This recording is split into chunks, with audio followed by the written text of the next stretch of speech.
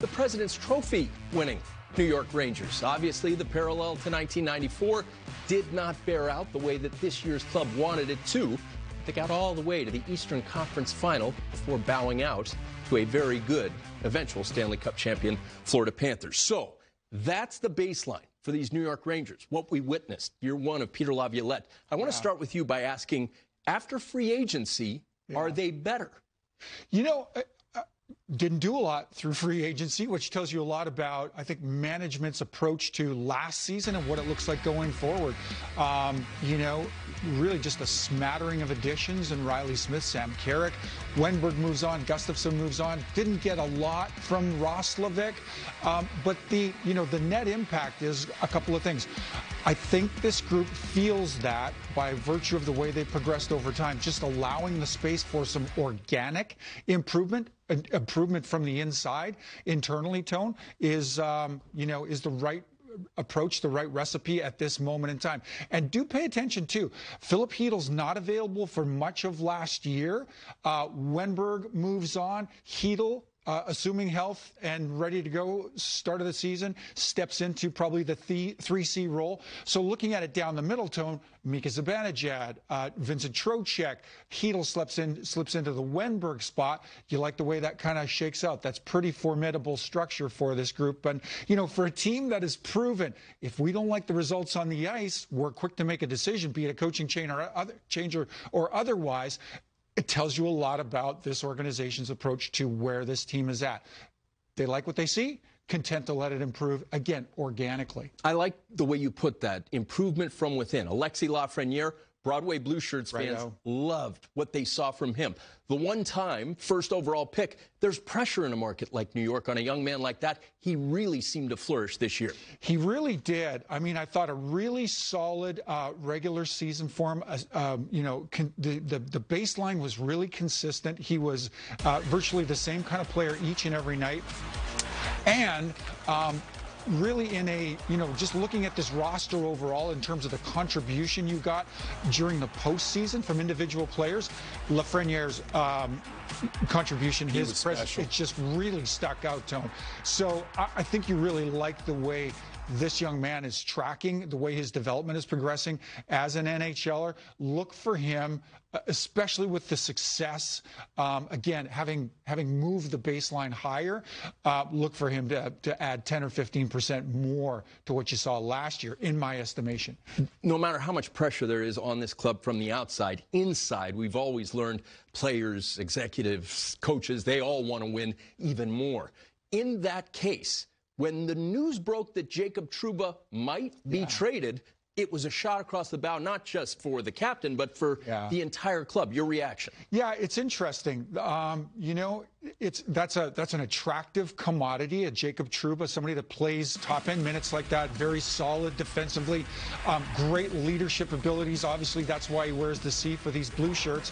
But a guy that brings a real hardened edge to the game. Real hardened. He really does. There we go. And that's just a valued commodity league-wide. So the Rangers may be in this luxurious position if there is an interested acquiring team out there that's willing to return, be it picks or a player or a combination of both. If you've got the right return coming back the other way, this team might be in a position where they're trading from a position of strength, their D-core, to bolster their roster in some other way. Remains to be seen.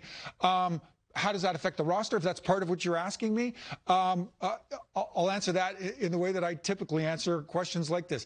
NHL players are pros. What happens on the ice stays on the ice. The business of individual players stays outside the room, and especially a guy like Trouba would never make that a distraction inside the room. So the business piece of this will carry on without impact to the roster and what the roster produces this year, in my estimation. On the topic of the business of the NHL, I think about the chants echoing through MSG, Igor, Igor. I would pay the guy every possible cent. He's earned it. Yeah. He's amazing, particularly the way he came on strong. First half of the year, he wasn't happy with his game, but boy, did he find it, and he was as magnificent as we'd seen him in that Vezina year when they needed it most. Which says a lot about a goaltender, a young goaltender, when you can self-correct mid-season like that. More so than any position, we analysts are fond of saying this. Playing this position effectively takes a whole lot of confidence and mental strength. Igor last season really demonstrated that. To be a mechanic to your own game, to your own psyche midstream, a difficult thing, a notable thing when you can do it successfully. And boy, did he have a postseason. He was brilliant. He really was. But he really has established, with the exception of a blip here and there like we saw last year midway, everybody's prone to that, but he has shown that the consistency year to year is really solid, really remarkable. And this guy he's a mainstay. Bet on Shesterkin long term. His career save percentage in the playoffs, .928. Yeah. Just wait for a second. Just think about that. .928 for his whole career.